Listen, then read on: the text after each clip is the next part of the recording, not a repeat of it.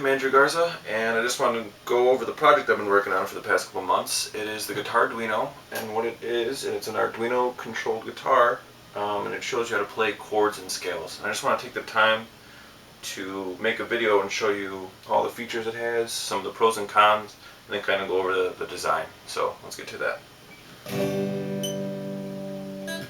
So this is our user interface for the GuitArduino right now. You control the input with these three buttons right here, and it'll give you the options on this LCD display. Right now we have chords, scales, and song builder.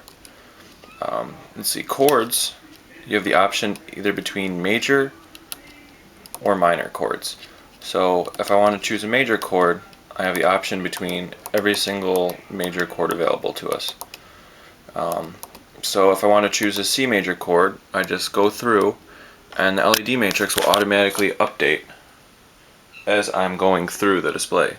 So there's a C major there. If I want to change it to a C sharp, it automatically updates that. Okay, so say I want to play a C major. Well, there's more than one way to play a C major. So you just hit enter, and there's a variation 1 and variation 2. And you see they update accordingly.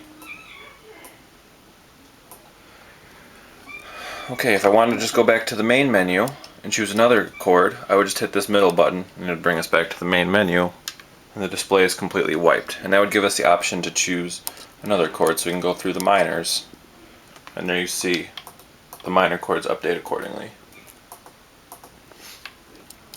Now with scales, right now, if I choose scales, we have major scale, harmonic minor, and melodic minor ascending programmed into it. So if I were to choose the major scale, it automatically brings up C, and automatically brings up that scale. All the lights you see blinking right now are the root note of that scale. So this being a C major scale, every single C note is blinking on the guitar right now. And then if I just go to a C sharp, it just updates accordingly. So if I go through all the notes of the C major scale, you see everything just shift down like it should. Song Builder lets you create a song. So if you're ever looking up tablature on the internet or anything and you can't remember the chords, you can punch them into the guitar and it'll remember them for you. So let's say if I wanted to get a song that was based off of 4 chords. Okay, and the first chord happens to be a C major. So I would go in and I would choose major, and then I'd get a C. And you have the choice between the two different variations, what you want to play for it. I'm going to stick with the first one. Now it's going to go through, and now it's asking you to put in the next chord. What's the chord you want to play after that? So if I wanted to go with a major again, and let's say I want to go with the E. Go through and choose E. I want variation 1 again. Okay. Now let's say that there's another one. Now I want to go and choose A minor. Alright, let's choose A minor. And then last one, go with major, and we'll just end it on a C again.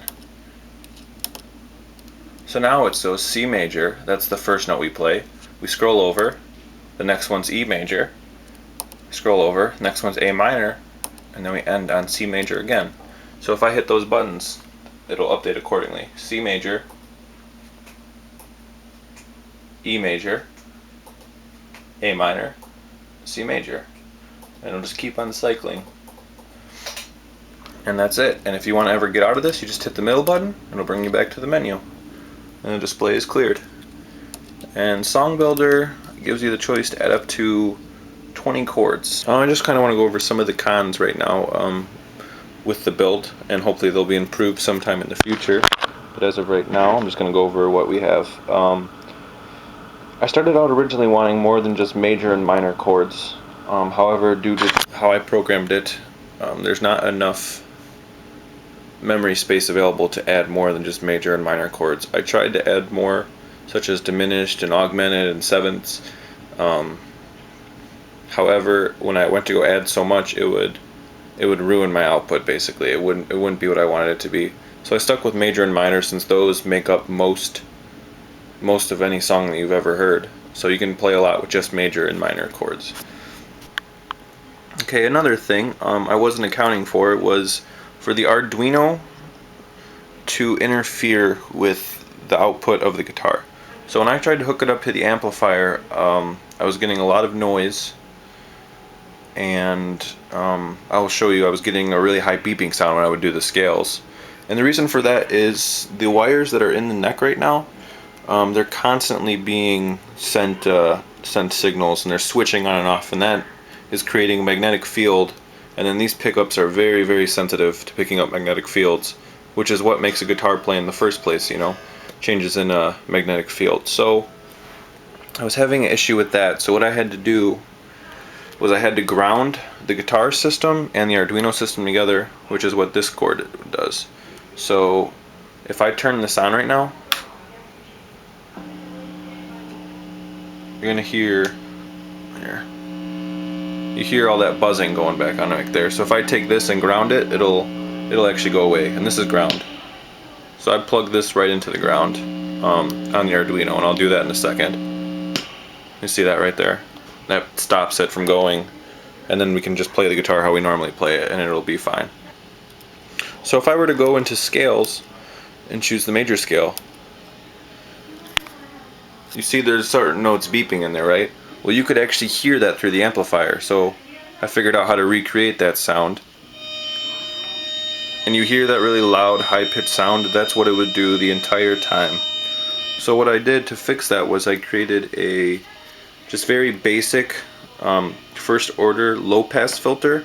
I figured out the pitch of the noise that was coming out, the frequency of the noise that was coming out, and then just made a simple RC low-pass filter.